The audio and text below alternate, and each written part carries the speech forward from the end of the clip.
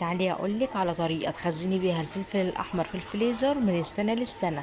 طبعا الفلفل ده او هريسه الفلفل دي، انا مش عاملاها، مش عاملاها هريسه حاره، دي فلفل احمر عادي.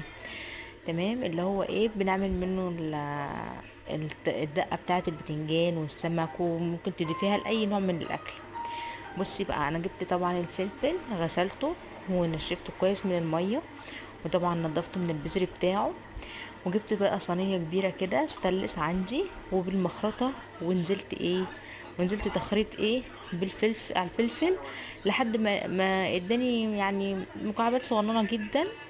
بعد كده بدات ان انا في الكبه بتاعه الخلاط العاديه خالص، او مفرمه الخلاط العاديه خالص، بدات ان انا اخد من على من الفلفل المتخرط ده، واحطه فين في الكبه وافرمه زي ما انتم شايفين بالمنظر ده، سهل جدا. آه،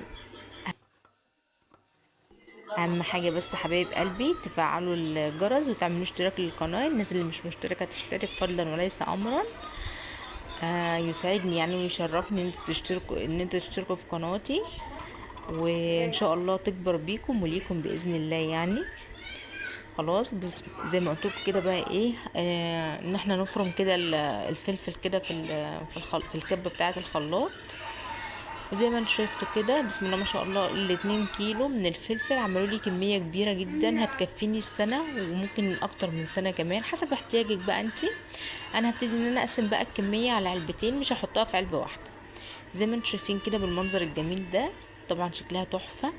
طبعا واحنا بنفرمها، بعد واحنا بنفرمها في الكبه لازم نكون حاطين بتاع 3 معالق ولا حاجه كده على الفلفل ومقلبينه مع بعض، ولازم يتحط له ملح، لازم نحط ملح. تمام، وبعد ما بنخلص طبعا فرم الكميه كلها ونقسمها كده زي ما احنا عايزين. ممكن تقسميها في علب، ممكن تقسميها في اكياس ثلاجه وتفرديها في الاكياس وتشيليها، ممكن في برطمانات بلاستيك عادي.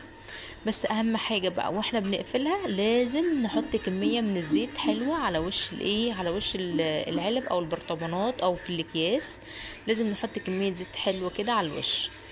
انا عملت الكميه العلبتين دول بسم الله ما شاء الله، يعني هيكفوني السنه وممكن اكتر كمان، وحسب استخدامي بقى. ممكن تحطيه على فكره مع اي طبيخ، بتدي لون حلو قوي، بيديها لون وطعم وريحه حلوه قوي.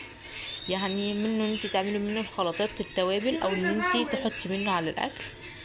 وزي ما انتم شايفين كده، حاجه سهله وبسيطه وسريعه تكفيكي من السنه للسنه.